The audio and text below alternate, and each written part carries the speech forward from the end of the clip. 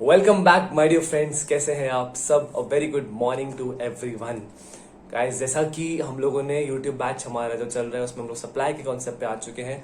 First part हमने supply का complete कर लिया था। Now moving to the second part, आज हम लोग स्टार्ट कर देंगे गाइस। कल किसी रीजन से क्लास नहीं आ पाई थी, रिकॉर्ड नहीं हो पाई थी, इसके लिए I am very very sorry. थोड़ा किसी रीजन से नहीं हो पाया था, बट आई विल अश्योर कि रोज कंटिन्यू रहे। किसी रीजन से ना हो पाया तो आई विल बी, उसको हम लोग थोड़ा एडजस्ट कर लेंगे। Okay guys.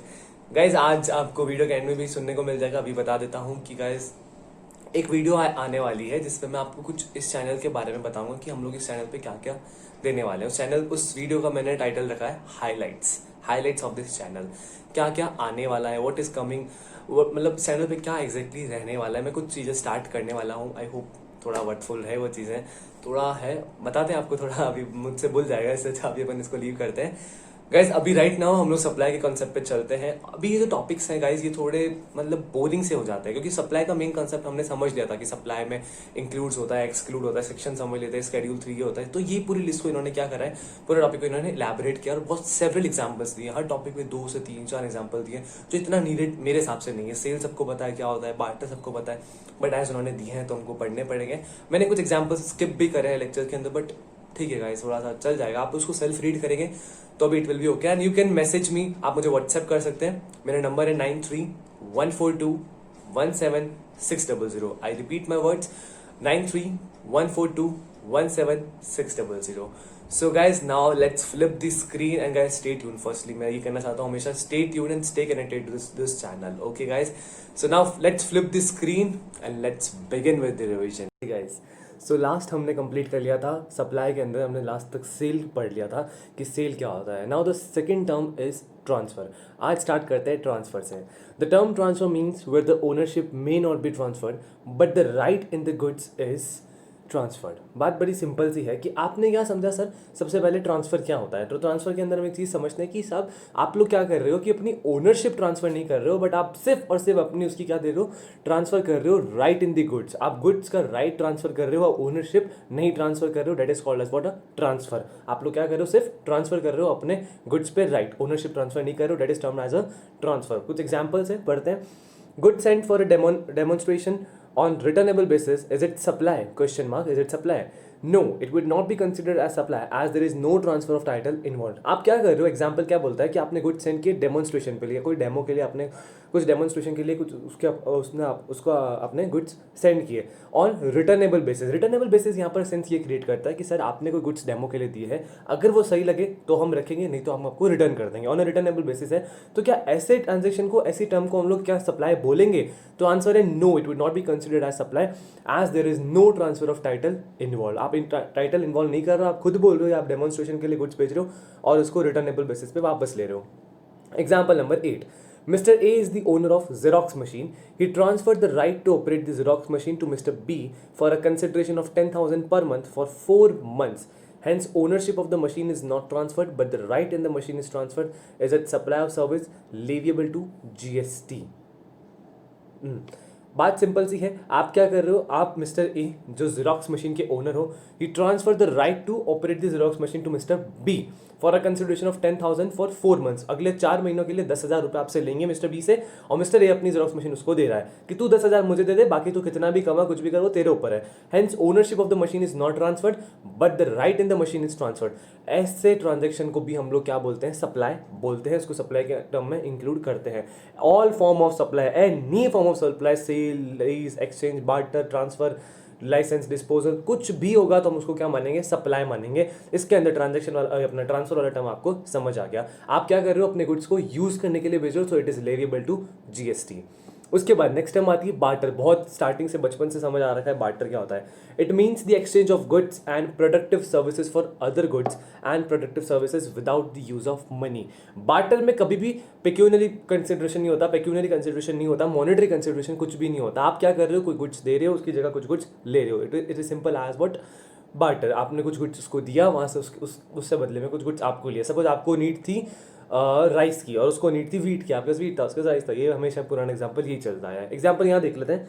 Mister C, a practising cost accountant, provide services to Messrs A limited, dealer of laptops.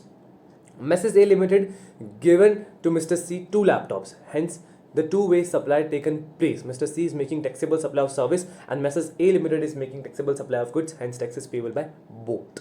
Hence tax is payable by both. आपने अगर उसको कोई सर्विस दी है लैपटॉप वाले को, और लैपटॉप वाले ने आपको 2 लैपटॉप का कंसिडरेशन दिया है किसके बदले में, आपकी सर्विस के बदले में, तो वो यहाँ पर क्या बन जाएगा, आपका सप्लाई बन जाएगा. Example number 10, Mr X a dealer in laptop, he supplied a laptop for 40,000 to Mr Y doing along with the barter of printer. उन्होंने क्या करा, प्रिंटर के साथ कुछ लैपटॉप को सप्लाई किया. The value of the printer known at the time of supply is 4,000 but the open market value of the laptop is not known. The value of the supply of laptop is 44,000. Hence, Mr. X is liable to pay GST on 44,000. At the same time, Mr. Y is liable to pay GST on 4,000 if he is registered person. आपको उसकी value के ऊपर GST पे करना पड़ेगा. बात इतनी सी simple है. अगर आपने प्रिंटर भी साथ में दिया है तो प्रिंटर की तो ओपन वैल्यू इतनी है, आपको लैपटॉप की वैल्यू पे भी टैक्स पे करना पड़ेगा. भले बार्टर आप सिंपल सा समझो, बार्टर का टर्म में क्या है, हमें कोई गुड्स चाहिए, सामने वाले को वो गुड्स चाहिए जो हमारे पास ऑलरेडी एग्जिस्ट करता है, और हमें सामने वाले के पास जो गुड्स है हमें वो चाहिए, तो उसको क्या कर रहे हो आप लोग, एक्सचेंज करो. This term is also it will be also considered in supply. Okay guys, now the term comes exchange. दो टर्म्स पढ़ ली, transfer, barter. Now comes exchange. when two person mutually transfer the ownership of one thing for the ownership of another. दो person mutually transfer करते हैं ownership of one thing for the ownership of another, neither thing nor both things being money only, the transaction is called as exchange. Exchange offers on products such as televisions, mobile phones and refrigerators are leviable under GST.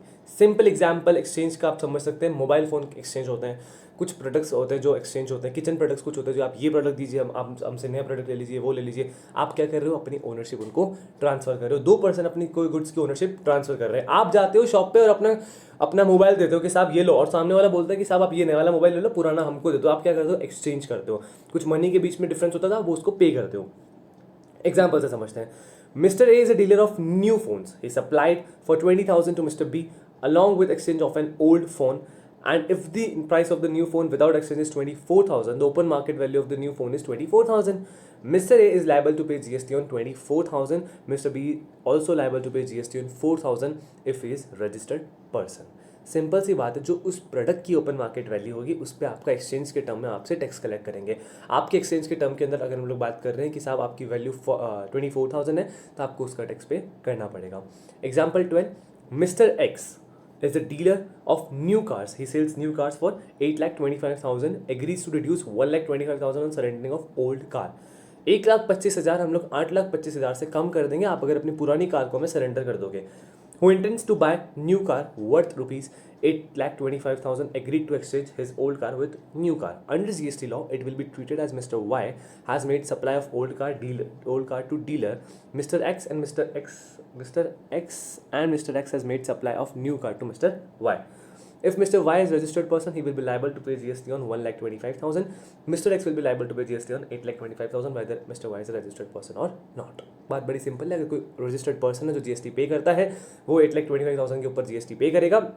But in the sense exchange का मतलब यहाँ पर क्या हो गया, अपने goods की कोई आप लोग ओनरशिप ट्रांसफर कर रहे हो. सिंपल मोबाइल फोन का एग्जांपल दिमाग में रखो, ठीक है, उससे ज़्यादा कुछ भी नहीं है. Now licence, where one person grants to another or to definite number of other persons a right to do or continue to do in or upon the immovable property of the grantor, the right is also called as a license. आप लोग क्या कर रहे हो, कोई चीज़ का right they रहे हो. किसको राइट दे रहे हो, कोई चीज़ का, किसी भी पर्सन या ग्रुप ऑफ पर्सन को, कुछ certain person of definite person of group को आप क्या कर रहे हो, अपना कोई राइट दे रहे हो, उसका आप लोग लाइसेंस ग्रांट कर रहे हो. तो वो भी हमारा सप्लाई के अंदर टर्म में आता है. एग्जांपल समझते हैं. Mr X a developer of information technology software and holder of licence thereon. Licence to use software was given to different clients, rupees 18 lakh. Hence Mr X is liable to pay GST whether it transfers such right permanently or temporarily as the case may be. आपको उस licence के ऊपर जो value होगी उसका आपको tax पे करना पड़ेगा. यहाँ पे खत्म होता है लाइसेंस का 13th example. Now coming to the 14th example. A Chennai-based company has been awarded mineral exploration contracts for 18 months in respect of specific sites in Mumbai by a Mumbai-based corporation that is local authority. As a result, Mumbai-based corporation that is local authority है मुंबई की. As a result, Chennai-based company got license to extract mineral exploration for a period of 18 months. Mumbai-based company supplied taxable services. GST is liable to pay by Chennai-based company or license fee paid to supply under reverse charge. Reverse charge का concept है, आगे section 9 पढ़ेंगे तब हम लोग reverse charge समझेंगे. अभी के लिए आप इसको छोड़ सकते हैं, कोई ज़्यादा खास एग्जाम्पल है नहीं. उसके बाद आता है rentals, periodical payment for use of another's property, rent is to pay on monthly. आप कोई प्रॉपर्टी को यूज करके अपना रेंट पे कर रहे हो तो उसको भी आपको सप्लाई के अंदर टर्म करना है। Example 15, Mr. A owns a residential building in a prime commercial locality. Large vacant land in the backyard is given on rent of 1,80,000 per month. इतना ज़्यादा.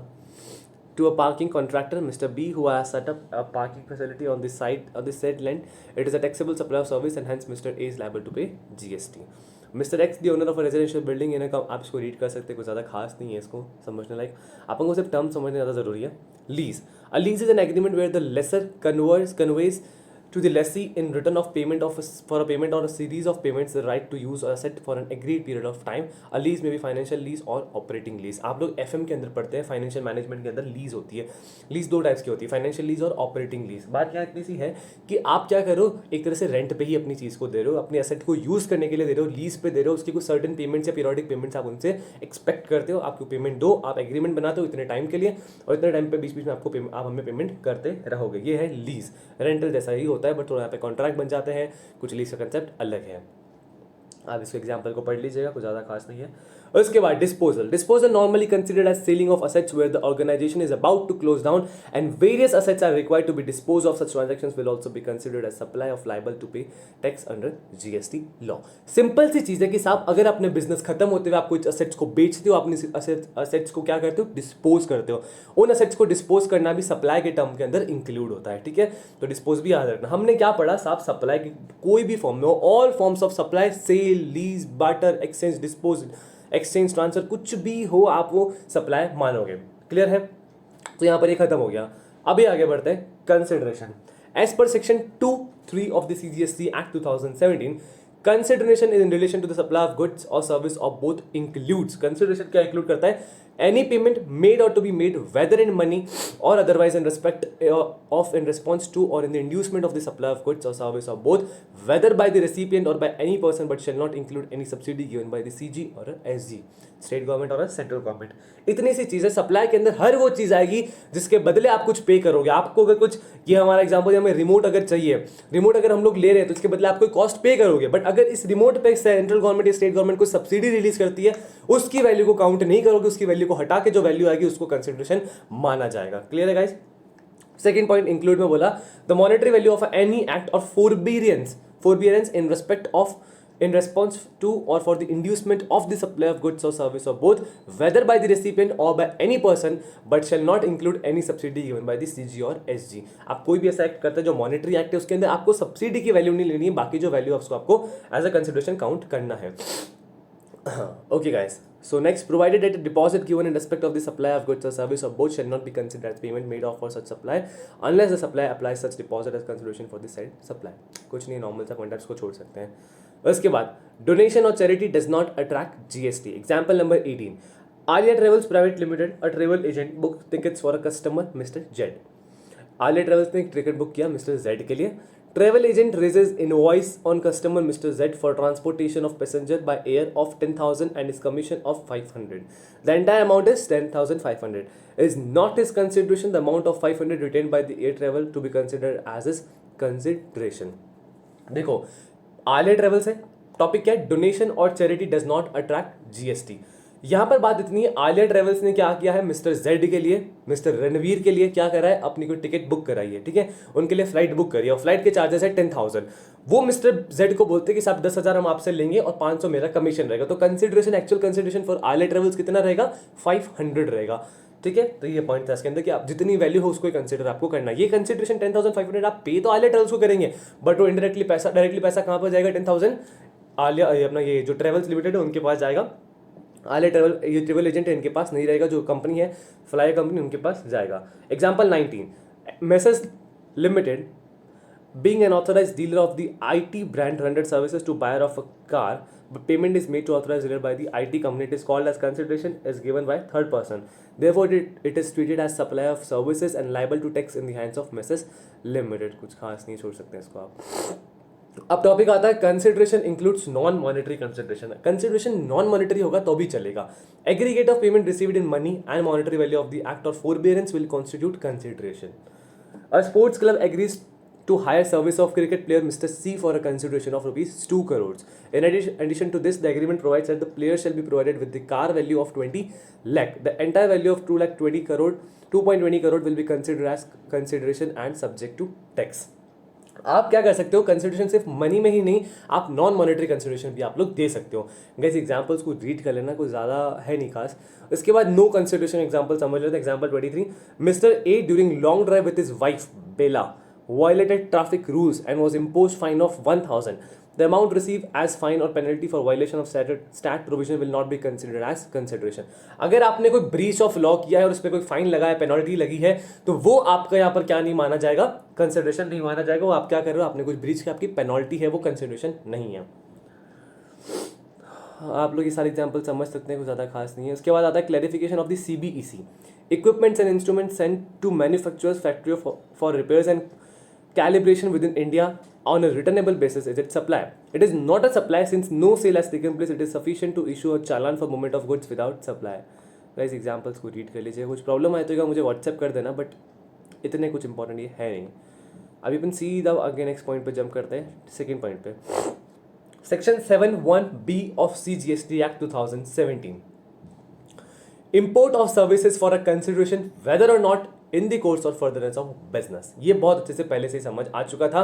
आप कोई भी ऐसी सर्विस इंपोर्ट करते हैं बाहर से फॉर अ कंसिडरेशन बट मे और may not for the furtherance of business. आप बिजनेस के लिए या बिजनेस के लिए नहीं कर रहे, वो उससे फर्क नहीं पड़ता, बट आपने कोई सर्विस इंपोर्ट करी है फॉर अ कंसिडरेशन, उसको हम लोग क्या ट्रीट करेंगे, सप्लाई ट्रीट करेंगे. It is applicable only for services and not for goods. Provision बड़ा ध्यान से समझना गाइस, एकदम शांति से.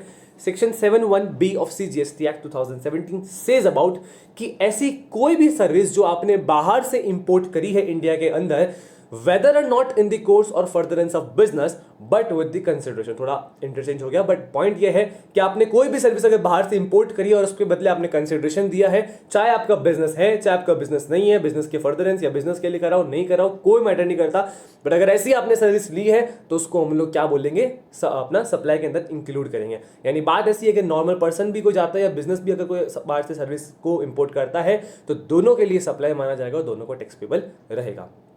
It is applicable only for services and not for goods. ये जो प्रोविजन, ये जो पॉइंट है, ये जो क्लॉज है, ये सिर्फ और सिर्फ सर्विसेज से रिलेटेड है. It is not for the goods. It should be import of service where the supplier of service is located outside India. जब इंपोर्ट करेंगे तो इंडिया के बाहर होना चाहिए. The recipient of service is located in India, India के अंदर वो सर्विस देना चाहिए. And the place of supply of services in India. बात बड़ी सिंपल, इस प्रोविजन के लिए इतनी सी बात है, सप्लाई सर्विस देने वाला इंडिया के बाहर हो, बाहरी का हो यहाँ, और सर्विस कहाँ दे रहा है, वो इंडिया के अंदर दे रहा है. प्लेस ऑफ सप्लाई कहाँ होनी चाहिए, इंडिया के अंदर होनी चाहिए. विजय माल्या बाहर से कोई सर्विस हमको इंडिया के अंदर दे रहा है, यहाँ से लोगों ने उससे सर्विस मांगी कि साहब वहाँ से कोई सर्विस दो, हमको ज्ञान दो कोई तरीके का कि हम लोग भी ऐसा स्कैम कर ले, क्या पता. तो विजय माल्या से आप क्या कर रहे हो, यहाँ पे कोई सर्विस ले रहे हो, तो supplier of service is located, supplier कहाँ लोकेटेड है, इंडिया के बाहर लोकेटेड है, बट जो रेसिपिएंट है वो कहाँ लोकेटेड है, इंडिया के अंदर इटसेल्फ लोकेटेड है. और जो प्लेस ऑफ सप्लाई माना जाएगा वो भी इंडिया के अंदर माना जाएगा. Services shall be provided with consideration. Consideration होना चाहिए, ऊपर पॉइंट के अंदर ही पढ़ लिया था. Services may be in the course और फर्दरेंस ऑफ बिजनेस और नॉट इन द कोर्स और furtherance of business. Doesn't matter आपके बिजनेस से रिलेटेड है चाहे नहीं है.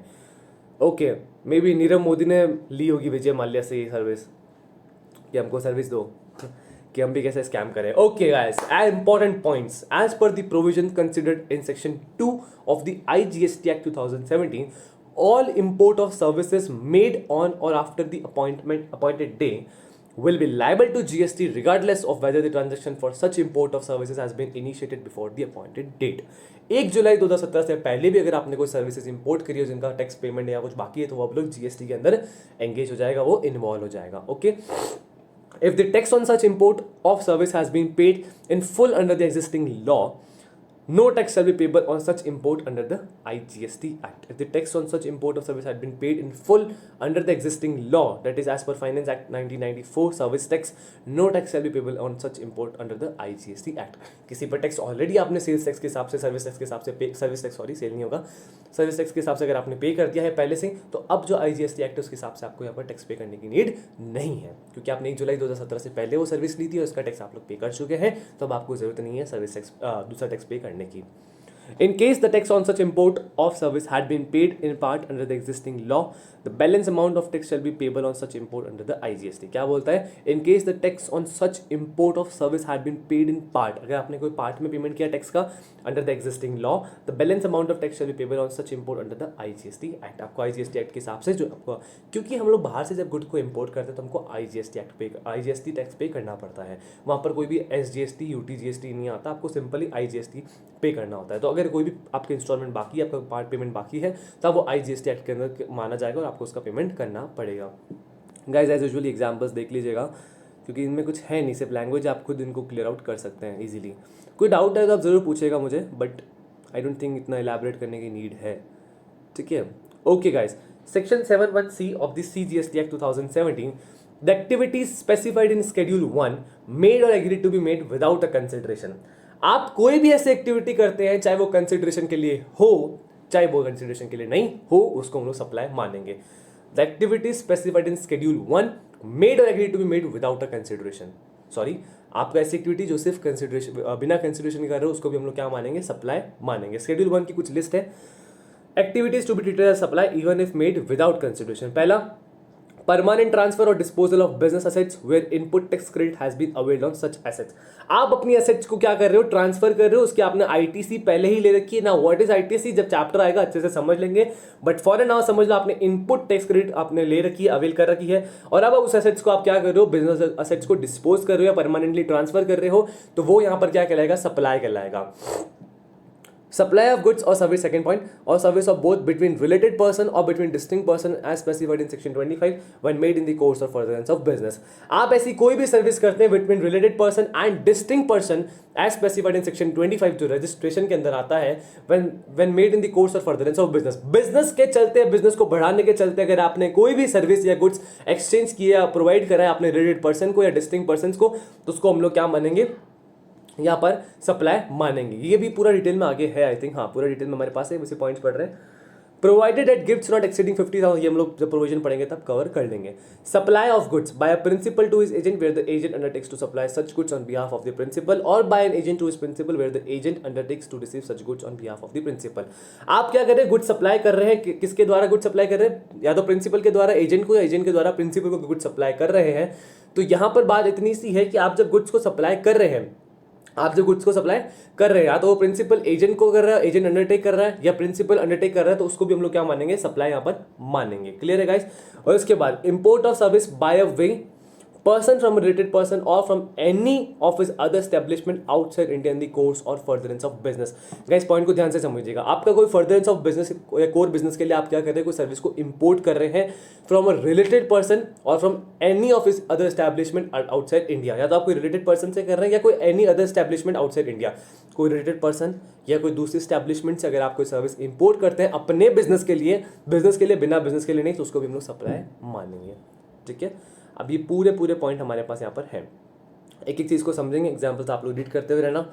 Permanent transfer disposal of business assets, all kind of disposal और transfer of business assets made by an entity on permanent basis even without consideration will be treated as supply provided input tax credit has been availed on such assets।